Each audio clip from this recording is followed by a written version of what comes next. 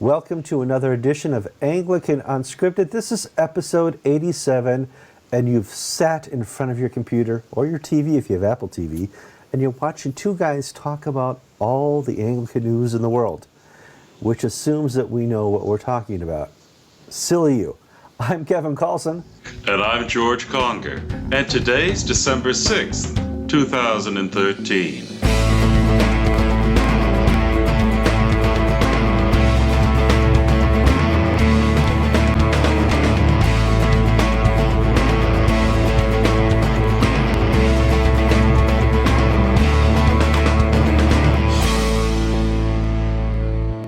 George, let's talk about our first story, the Pillen Report. Now, people are going, well, gosh, it's kind of old news, guys, already.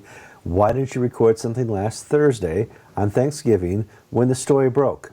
And we need to back up and tell you a little bit about Kevin and George. George is a professional priest in the Diocese of Central Florida at Holy Redeemer Avon Park, and it's an Episcopal church. He drives an expensive car. Well, it was expensive 20 years ago. It's expensive to maintain, I bet. Yes, it is. He is a writer for several periodicals, including AnglicanInc.com. So George has a life. I own an IT company here in Connecticut. I have about 125, 126 contract businesses that expect myself and my employees to make sure their servers and workstations are running all the time. So we can't just jump in front of the camera when there's breaking news all the time. This is one of those occasions. But there's two more dynamics to the story than just our time.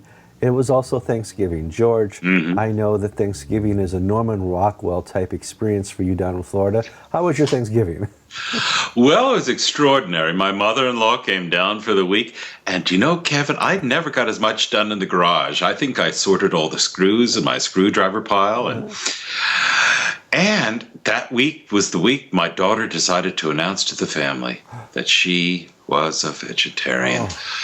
This is a man whom pork is one of the prime reasons that we live today. The pork chops and bacon and ham and things that God gave to this green earth for its goodness. I pointed out to Claudia that, Al Gore, Adolf Hitler, Bill Clinton were vegetarians, but, and that she wouldn't be in that company, and she said, yes, well, Daddy, it's something I think I need to do. And so with great reluctance, we had a tofu turkey added to the menu on Thanksgiving Day on Thursday. Just the thought of tofu and gravy. Oh, that's so good. Keep me regular for a week. We, too, at the Carlson household had a Norman Rockwell type Thanksgiving. Jill was off of work. Victoria came home from college. And that adds a dynamic of volume to the house that is never really there anymore. And so the decibel level at our house is normally like a 20 decibels of constant clicks and clacks and technology and TVs and whatever going on around the house. And to about a regular decibel of 80, 85, where Victoria is a constant texter. Jill is always on the phone with her twin sister. And I had to get away. And so I came down here to the studio where I can meditate and read Holy Scripture. Well, okay, I played on the internet. But I, too, was able to get away from the family for a little while they baked cookies and prep the tree. So George and I are regular people. You may think we're just, webcam jocks. We're not. There's also another component. George and I have tried to film Anglican Unscripted 87. This is our third or fourth attempt. And one of the realities is George and I have to deal with spiritual warfare. We ask you guys all the time to pray for us. This is an occasion where spiritual warfare was visibly attacking our show, our thought process, the technology, and everything that makes what you guys like about Anglican Unscripted, everything that works normally wasn't working. We had originally proposed filming Friday, the day after Thanksgiving, Black Friday. Well, I had a pastoral emergency. A member of my congregation had gone in for surgery on Monday, and it didn't go well. She never recovered consciousness. It was surgery for advanced cancer, and on Thanksgiving afternoon, I got a call asking me to come out, and I spent most of Friday at the hospital with her family and discussing end-of-life issues. In other words, she she was being kept alive by artificial respiration, and she could be kept alive for we didn't know how long. And they wanted to know, was it right for them to discontinue life support? Not food or water, but just, breathing and blood circulation machines. And it was that day that I actually read the Pilling report as well. In between long snatches of sitting in a waiting room and going in to see a patient and talking to family and doctors, I had a good long time. And so maybe my view of the Pilling report was colored by sitting in the intensive care unit's waiting room. But I had the same sense in reading the Pilling report of basically end-of-life issues. But this time it's the Church of England. It is. How long are we going to keep this thing alive on artificial respiration when it truly seems to be dead? Dead and dying. I mean, it's being kept alive, obviously, by people within the church who are faithful people in the church. The Church of England is full of faithful clergy and bishops. The Church of England is full of unfaithful and unholy clergy and bishops. And there is no common ground anymore for a working church in this. And the Church of England, as we can tell by the Pilling report, is a dead and dying church. And your metaphor, a wonderful metaphor of, reading this in the ICU unit, you could have just as well have read this in a mortuary. This is a church that may not be able to recover from this. What is the Pilling report? What are we talking about? Well, later on in the show, you're going to watch a segment that Peter Old and I do. He's from Canterbury, and we let Peter talk about all things from England, about England, and this is the Pilling report from England. George and I are going to talk about the Pilling report and how it deals with international flow. We're going to give you the basics of the Pilling report. It's a 200-page report. It has 18 suggestions. The main suggestions are that we continue talking about this in an Adaba-type situation. We will talk until the conservatives stop listening. It doesn't say that, but it implies that we're going to allow bishops and clergy to have a mark, a pastoral mark in their ministry, where they can allow homosexual blessings or same-sex blessings or whatever they want to do with that. And third and foremost is this is the church dealing with society. The Church of England, or England itself, is going to have same-sex weddings next summer. How is the church going to deal with all that? Well, we need to give a little bit of context for our viewers, and that in the 1980s, I think it was 87, the General Synod of the Church of England passed a resolution stating that homosexual behavior is an act that needs to be repented of. It's sin. Church of England is very clear on this. Lambeth, 1998, the conference released its report 1.10, stated that sexual relations outside of male-female marriage are contrary to God's will, and homosexuality is wrong. So that's the background. 5 years ago, the church allowed clergy to enter gay civil unions, so long as they were celibate, which caused a bit of a chuckle at the time as sort of double-mindedness. And 2 years ago, the House of Bishops asked a study commission led by Sir Joseph Pilling, hence the Pilling report, and 4 bishops, 2 liberal, 2 conservative, to write a paper on where the Church of England should go now on the issue of human sexuality. And Kevin, they released it on Thanksgiving Day, and I bet they did just to kill its American press release. But the Pilling report is 2 years in the making, and it's recommendations. It's not policy. But if the recommendations are followed, oh gosh, we're in trouble. Well, are we in trouble or not? Because let's take a look at it from how the Episcopal Church and the Church of Canada and Australia, how other churches look at this, because they led the way. Before Pilling, before Church of England, before letting clergy live together, tech was there already. We had Gene Robinson. We got all the stuff going on here in North America. How would tech feel about this, George? This is the green flag. Tech right now, heresy is optional. This week in the Sunday New York Times, I read a little marriage announcement where the Bishop of New York married 2 men, one of whom was an Episcopal priest. We saw a report today that the Bishop of Virginia has presided over gay marriages. The Bishop of Massachusetts has been doing this for a long time now. That tempo is going to increase in what is optional right now. In other words, gay blessings are sort of localized rights that we're studying. If the Church of England signs off on it, it's no longer going to be optional. It'll be mandatory. Sure. And the space that conservatives, dioceses, or conservative congregations, or not even conservative, but just normal dioceses and congregations have, will be closed.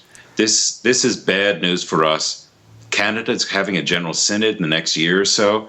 They will certainly take up gay blessings, and if England goes along, man, they will be in there in a heartbeat. We'll see Canada adopt gay blessings in marriage. This is the green flag, the go light for the progressives. Now, how does this affect GAFCON? We went to GAFCON 1, Jerusalem Declaration, fundamental to the future of Reformation in the Anglican Church. This is not Reformation, and it's deformation. Deformation, you're deformation. right. Now, there's nothing wrong with Reformation in the church. Reformation has occurred, even in the books of Acts, we had a Reformation. If there was not Reformation, the Gentiles would not be allowed into the Christian church. Thank God there's some Reformation. This doesn't go that way. This is taking us back into a secular society. Now, my question and point being is, GAFCON 1 and 2, is this a green go light for them as well to say, hey, we're here to help? GAFCON needs to move past its being an echo chamber. For every yes from the left, we get a no from GAFCON, but we don't get much action. They're great at conferences, they're great at statements, but for actually deploying the troops in the field, they've been terrible. Sure. Well, for instance, this past weekend, the Church of the Sudan held held a synod meeting, and they discussed a number of issues like genocide by the government against Christians, major life and death issues. But they also took the time to discuss the issue of same-sex marriage and said this is contrary to Christian doctrine and belief, and this just cannot be tolerated. Church of Sudan has a very strong link to the Diocese of Salisbury in the Church of England, and its bishop is one of the most outspoken in favor of gay marriage. Now, if GAFCON had half a brain, they'd have the Sudanese bishops write to the Bishop of Salisbury and say, look, this is what we think, and we just don't want you to go there. GAFCON would actually begin the political work to help the conservative bishops in the House of Bishops of the Church of England say why this is a no-no, because it's not the start of the slippery slope. It's the crack in the dam. It is, because... Any more metaphors we can mix in there? Yeah, we'll do a whole lot. Well, we don't want to spend all episode here talking about the Pillar Report, because Peter and I do a good 25 minutes of it later on in the episode. However, we want to look at it from the international context, because we have churches like Sydney who want to one day have what we call... presidential... Lay celebration of the Eucharist. Celebration of the Eucharist. Oh my gosh, what... Lay presidency of the Eucharist. Sip of coffee will help right now. So, they want to do something like that, but they're not forcing it on themselves or the rest of the church. When the Church of England does this, by implication, as the mother church, the rest of the church is going to have to, in one way or another, follow suit or allow it. Well, Kevin, this really does speak to the issues that Eliud Wabakula raised in his Mount Pleasant, South Carolina speech last month, which is Canterbury to be the center of the Anglican Communion in the future, or is doctrine to be the center and discipline? If England goes down the tubes and we are a Canterbury-based communion, we'll go down the tubes as well. If we are a doctrine-based church, if we are a church that believes in certain things, and one of its members falls short, it doesn't affect the whole. But if we as an institution worship the institution instead of God, we're in trouble. We're in trouble, George, and if you ask me, as we finish up here, we've just lost the mothership.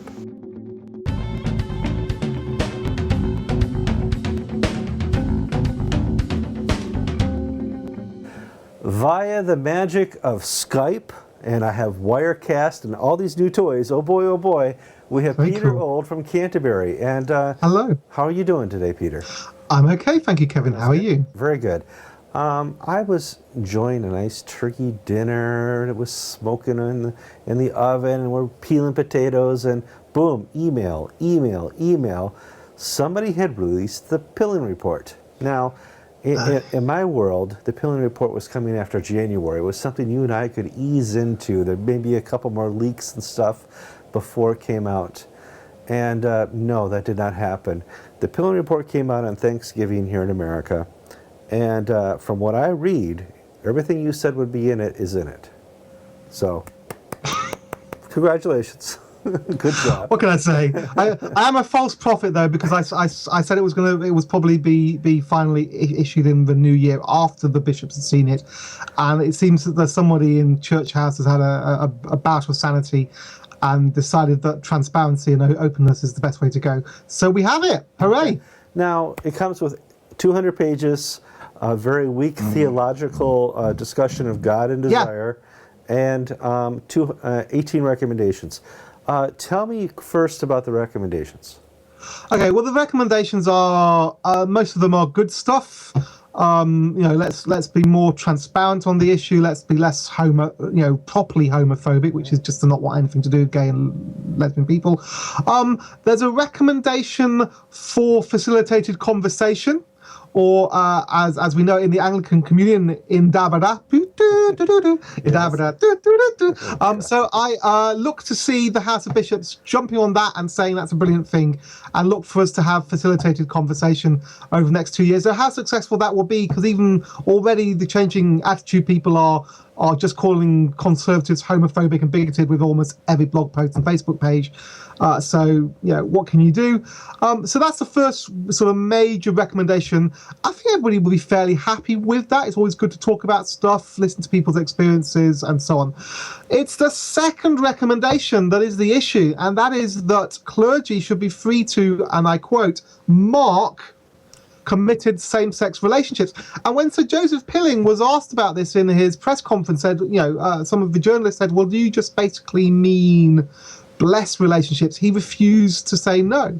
And so what they're recommending is essentially an open season for clergy to say prayers in a public service, which people can be invited to publicly, openly. Like, you put on your church notice sheet and you tell everybody, and you mark it down in the register of services, and you pray for and bless a couple. And that's just a big no-no. And lots of people saying that's just really divisive, and even Fulcrum today, the sort of middle ground evangelical body here in the Church of England, have today put out a response where they basically said this is just blessings by the back door. And I suspect when the House of Bishops discuss this in a few weeks' time, that will be the thing that a lot of conservative bishops who haven't as yet made a public stand on this will basically say, we can't do this, that this is just blessings by the back door.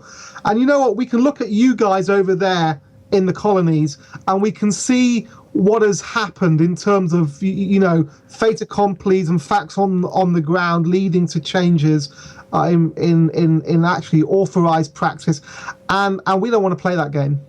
Okay, let's go throughout. We were told by Archbishop Welby that he can't really make a decision on same-sex marriages because we're waiting for the Pilling Report. The Pilling Report's out. Now can he say how the church feels about same-sex weddings and blessings and all that goes with that, or is he going to wait till the House of Bishops and more people look at it, vote on it? This is just recommendations, or do we have to wait for the 2 years of Indaba before we have the real thoughts of the Archbishop of Canterbury and the Church of England and what they really feel about this issue? Well, we will have same-sex marriages legally happening in the summer of next year, so we need to make a decision about it all by then. We've had some dioceses try to put out some guidance, but I suspect this is one of the things that the House of Bishops is going to discuss and will have to release a pastoral statement on, and we'll take it from there.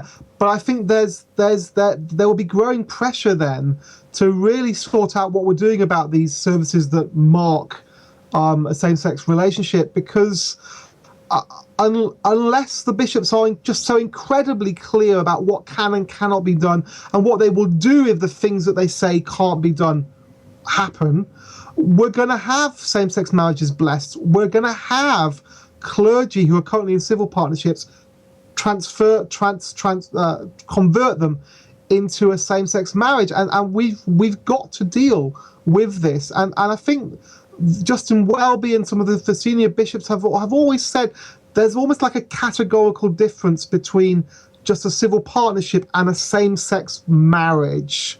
That's almost, it's saying almost again a different thing.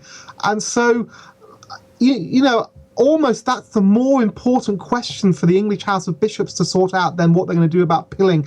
I reckon pilling, they're going to do these 2 years of facilitated conversation and kick everything else into touch while they get women bishops sorted out, because that looks like it's going to be fixed, like it or not.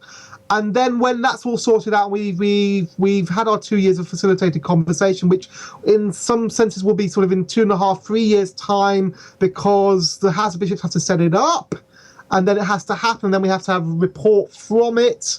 So, that gives the House of Bishops 2.5, 3 years space to work out what they want to do about the pilling things. The pilling committee was 2 liberal people, 2 conservative people. Conservative-ish, yes. Conservative-ish. There was a split in the conservative-ish. The Bishop of Fulham signed off on the report, said, this is the way forward. Is there surprise in England, or is there some response from Forward in Faith, which he represents? What's going on with this? Well, the Forward in Faith constituency is rather conflicted on this issue. Okay? There's a reason why they like lace. Explain. Well, the Forward in Faith, the Anglo-Catholics, some of them are gay, some of them are even, openly gay and practicing. And so there's a real conflict in that constituency exactly how to handle this. I think the leadership are fairly conservative, but some of the members aren't, and that's a real conflict for them. The best bit of the pilling report by far is the Bishop of Birkenhead, Keith Sinclair's, as it were, minority report, though nobody's trying to kill him yet for it.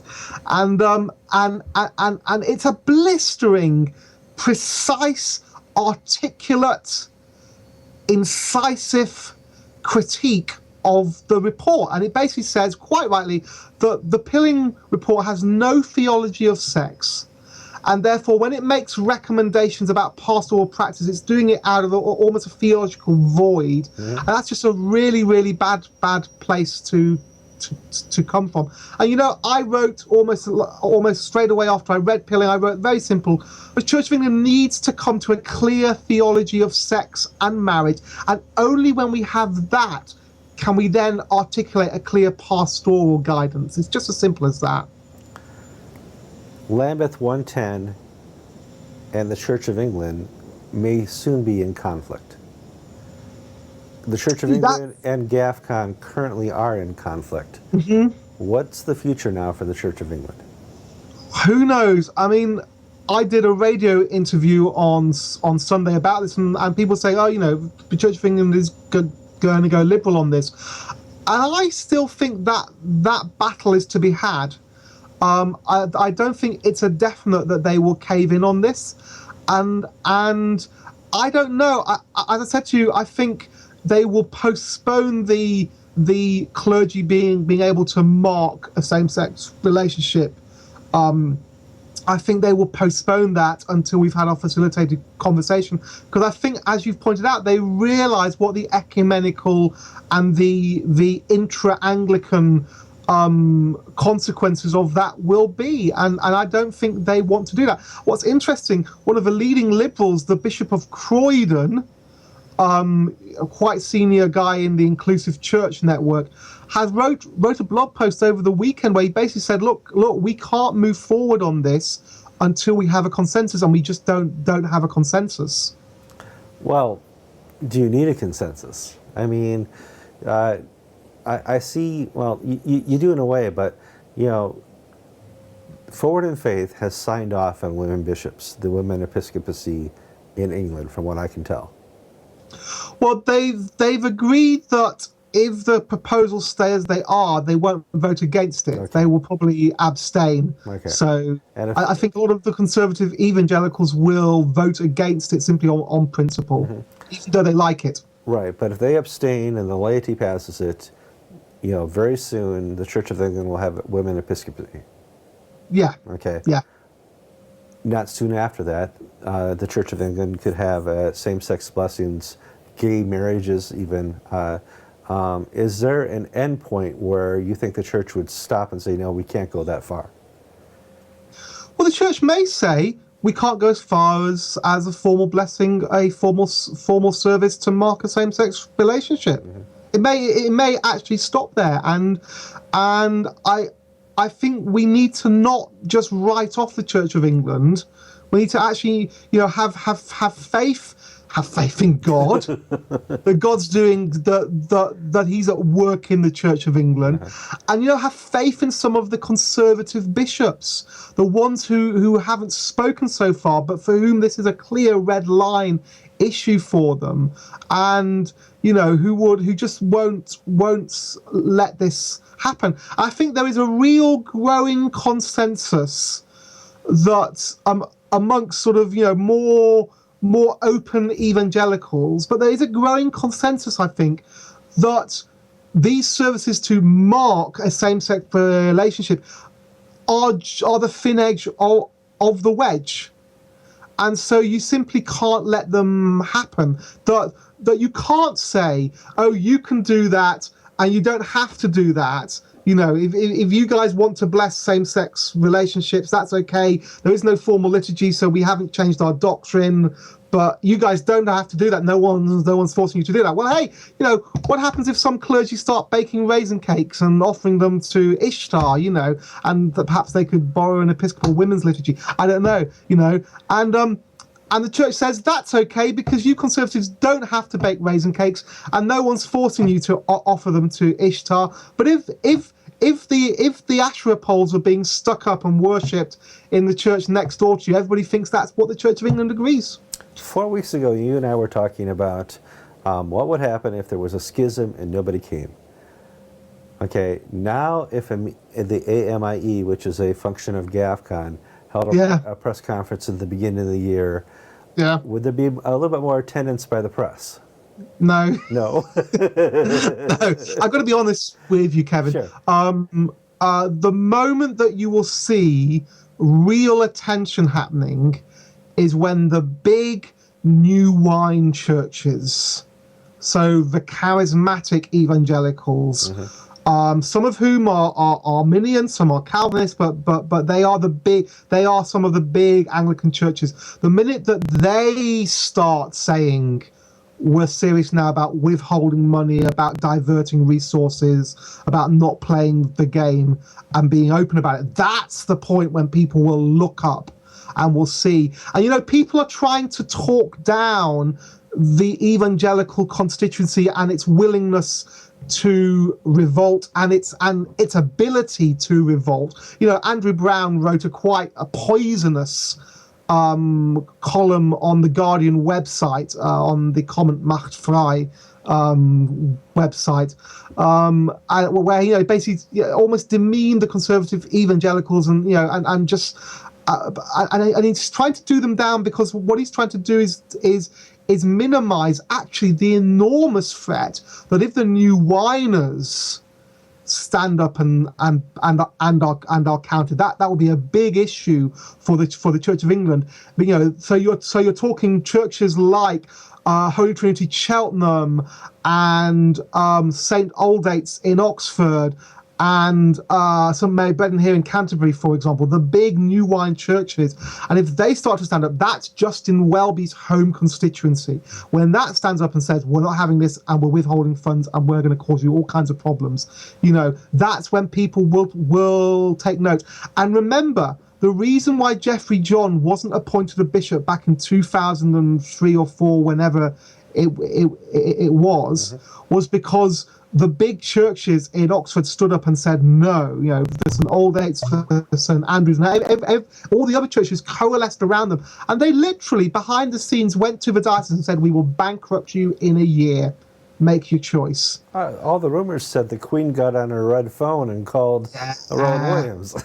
No, it was the so-called middle of the road evangelicals that everybody in the States sometimes thinks, they're lily-livered and won't do anything. It was those guys who stopped it, who caused all the big fuss and said, we will take this all the way. So it's when those churches begin to roar that you will really see the issues happening. Neither one of us is surprised by the content of the Pillen Report. Are you surprised by the response by some groups to the Pillen Report? No, I'm not. I think it's broadly what I would expect.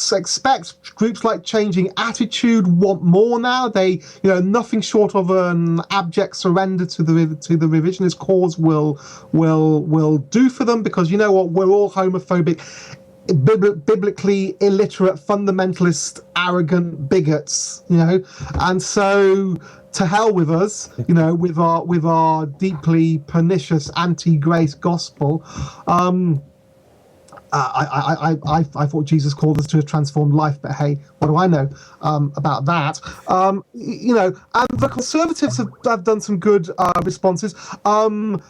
Church Society, who are rapidly becoming my absolute favourite conservative evangelical reformed group, put out a brilliant response, as opposed to some other more conservative groups which were a bit more sort of blistering. Lee Gatiss, who's the chair now of Church Society, a very wise man, put out a really well-structured, well thought out response. So yeah, I think people have responded how they responded, how I expected them to respond. As I said to you, today the Fulcrum, as we record, the Fulcrum response came out, and that was pretty much as I expected, which is to basically draw some clear lines in the sand, the kind of lines in the sand that other people said they would never draw. So I think it's going how we thought it was going, and I think I would love to have a spy in the House of Bishops when they meet to discuss it, Sure, because that's going to be fascinating. Peter, I want to thank you for your time. I know you had a busy week, and clearly we'll have one topic for a long time now. There's something new. There's a website I saw that you had your fingers in. What's it called? Okay, so if you all want to go into your browser, I'm sure Kevin will put it underneath here. Sure. Go to allthews.livingout.org. It's a brand new website put together by Sam Albury, Vaughan Roberts from St. Ebbs in Oxford, and Ed West, who's an Anglican chaplain out in Bristol. And they've put together this awesome website, resources, videos, stories, articles on the subject of same-sex attraction, homosexuality from a conservative perspective. There are some great pieces on there looking at the biblical theology, pastoral practice, book reviews, and there's some great video stories, and you might even see an interesting chap there as well who Anglican TV viewers are familiar with. Wow. Well, thank you from Canterbury, Peter. And we'll catch you next week. God bless.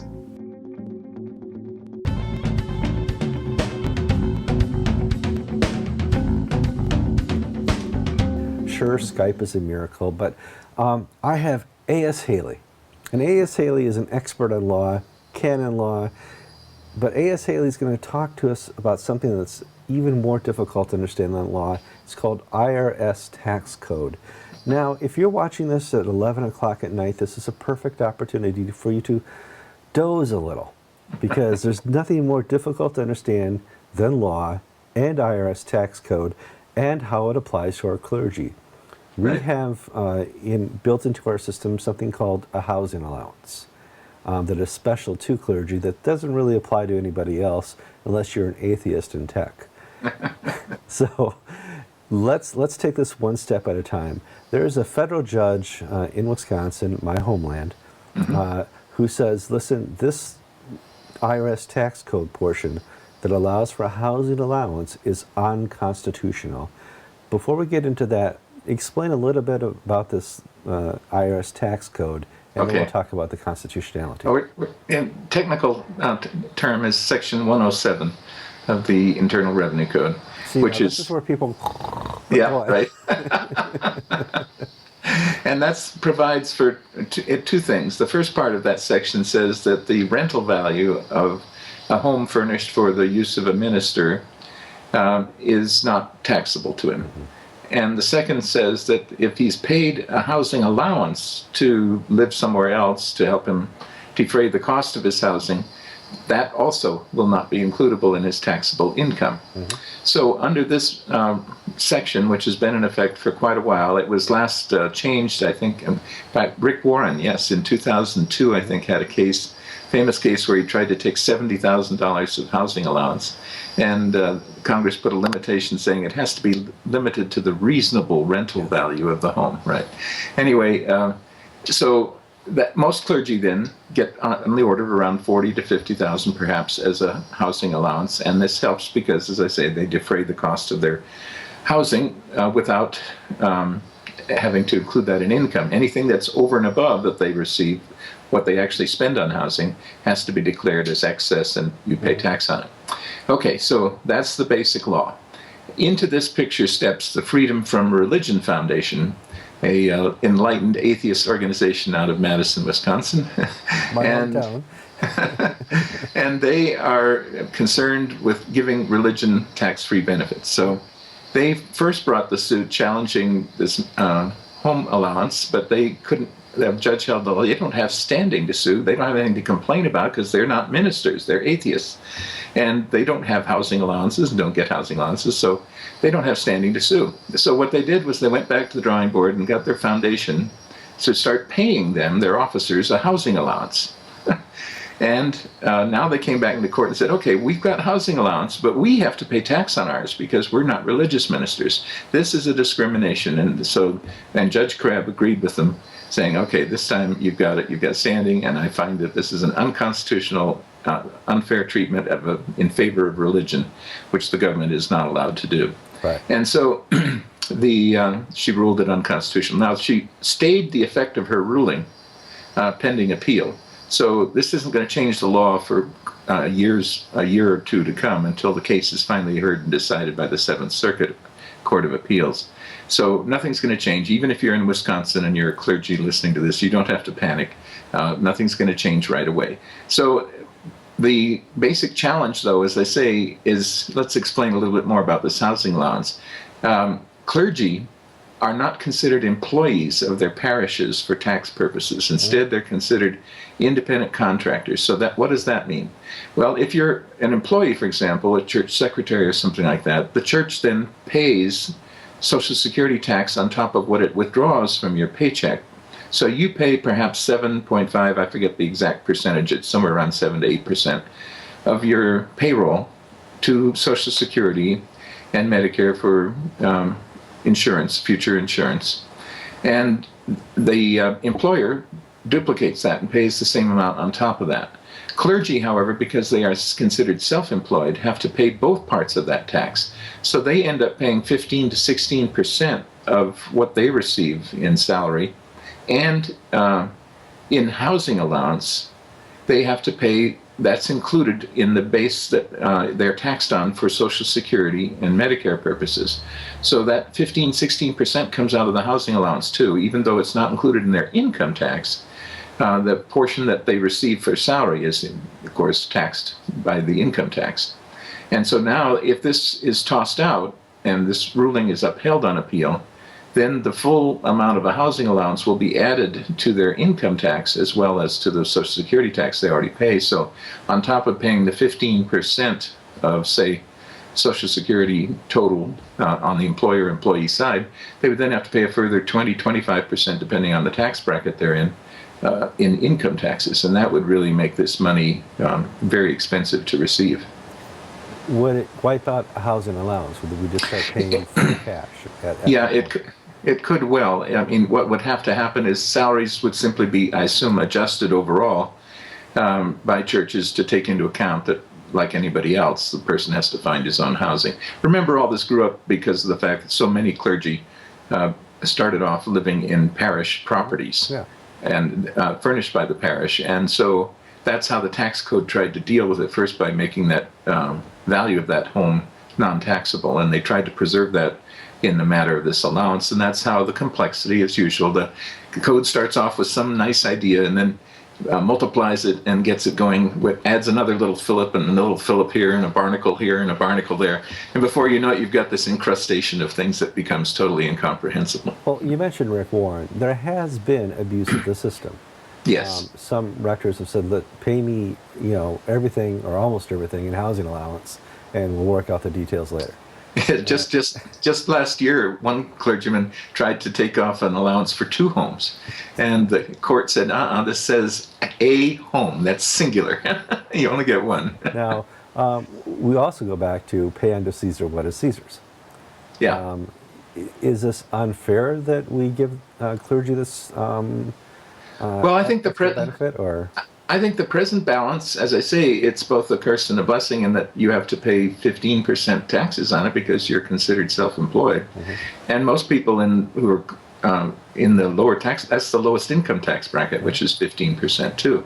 So I think that's a good balance right now. I don't see any reason to upset it, but and maybe the Court of Appeal will think that, this is not, because it's not favoring any one particular religion. It's not that the housing allowance is available only to Methodists or Baptists or anything. It's available across the board. In fact, the IRS defense in this particular case with the Freedom of Religion Foundation was said, we'll let atheists claim the exemption too. They can be claimed to be ministers. Oh, God. So that keeps the Episcopal Church in this. So cool. All right. Well, Alan, thank you for your time on discussing IRS tax code.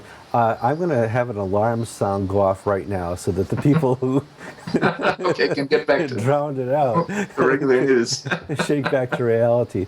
But it's one of those difficult things. I mean, the government cannot choose a religion. Right. In this, they're not choosing a religion. So it's one of those difficult things that gets more complicated because we love to overregulate ourselves. Alan, thank you for your time, and we'll catch you again next week. Okay. Boom. All right. Let me stop the recording.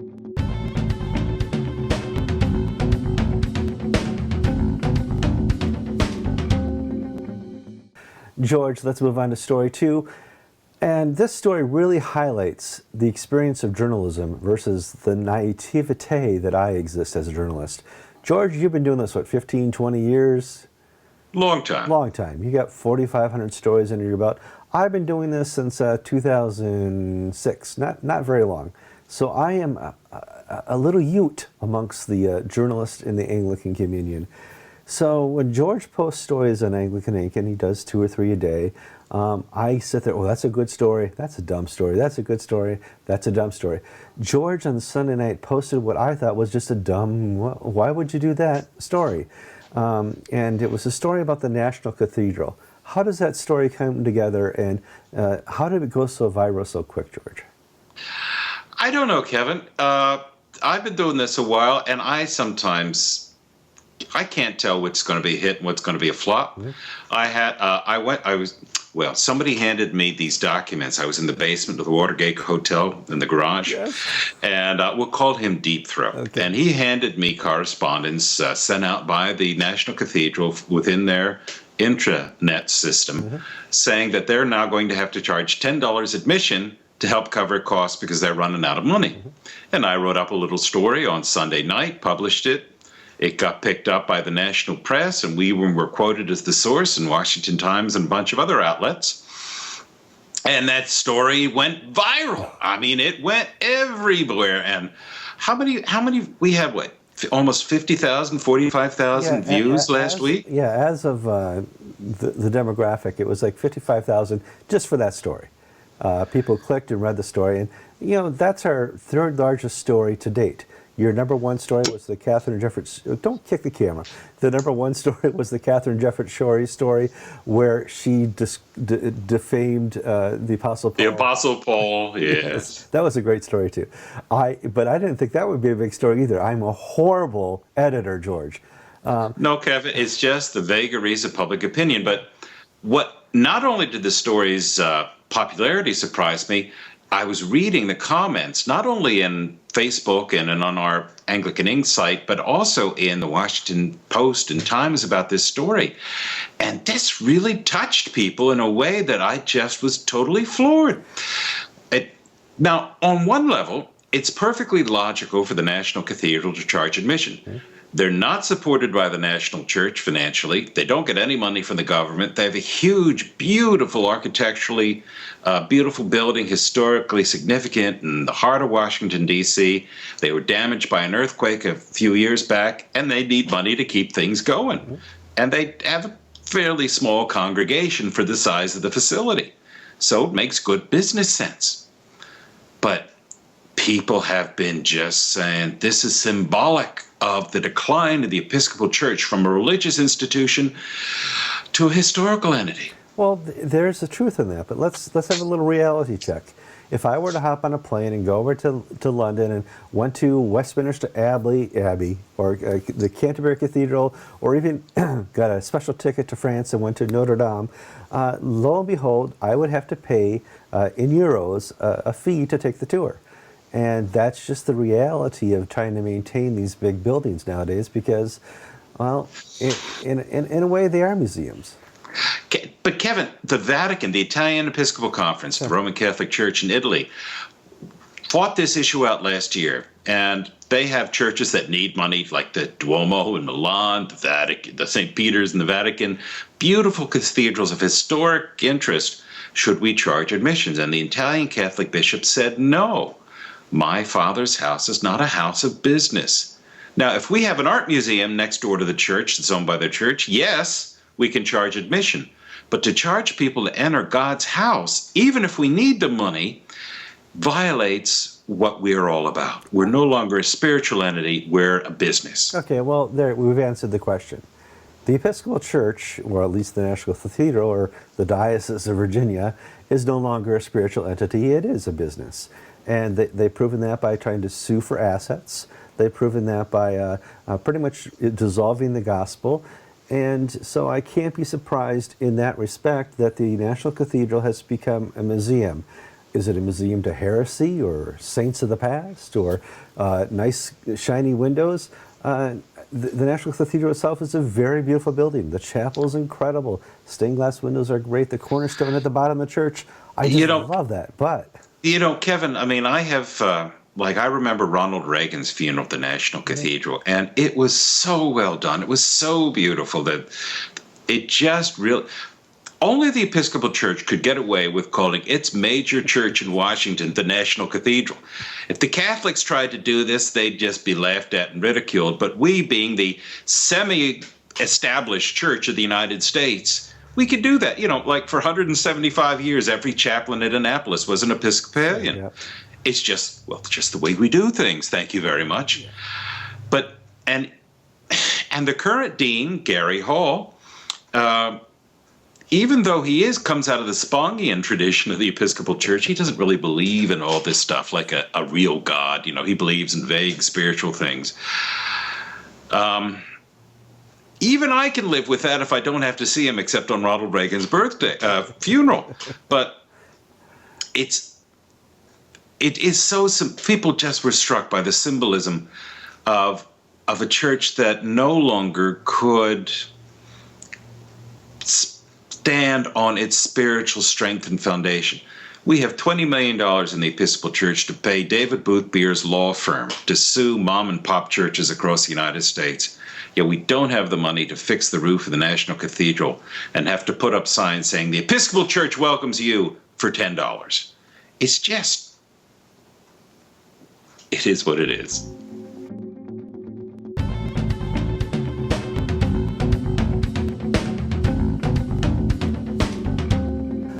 no, I have not thought of a new way to close the show.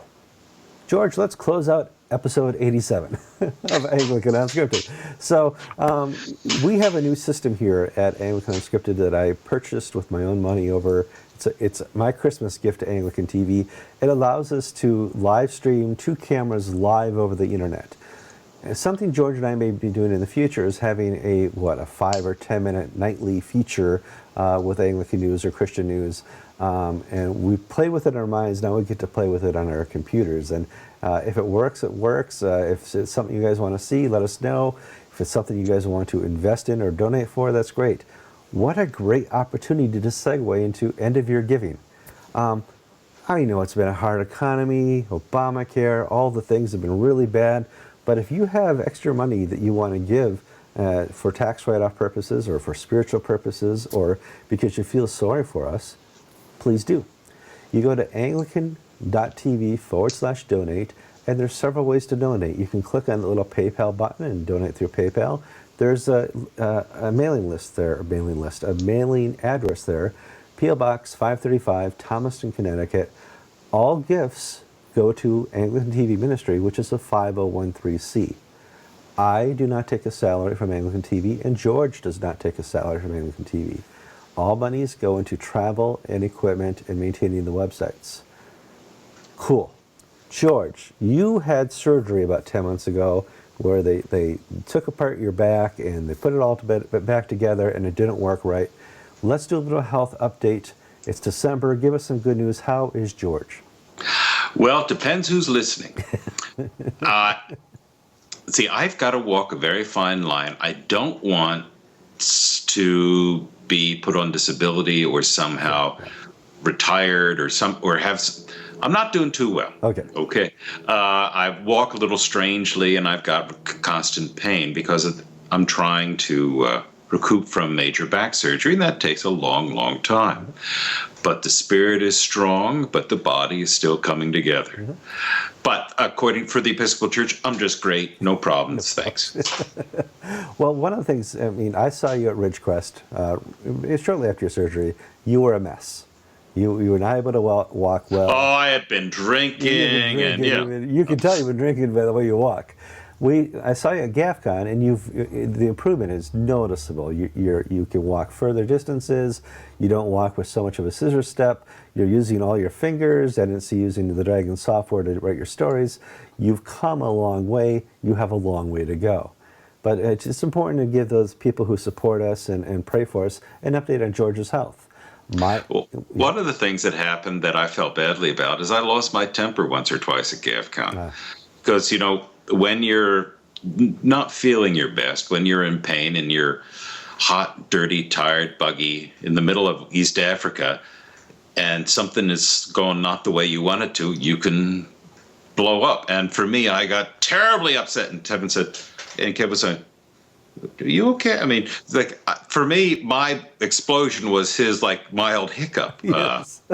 Well, it is interesting because you and I work with each other all the time. And we don't just put on faces. I know who George is, and George knows who Kevin is. There's not much that's hidden between us, even though our friendship is through webcams. Weird, I know. And we are both even-tempered. And so on a hot day, we are standing in line for 2 hours. George has all his equipment, and they say, "Oh, we can't find your registration tags." Did you register? Did you register? Look. George got a little, not flippant, but a little agitated. And it was funny to watch because I had not seen this side of George before. But I was in the same line, and George was expressing what I felt, and I'm glad he did it, not me. So thank you for that, George. I made another note. What else were we going to talk about? I talked about the future of the technology, plans for the show, end of year giving, health update. That's about it. I'm Kevin Carlson. And I'm George Conger, and you've been watching episode 87 of Anglican Unscripted.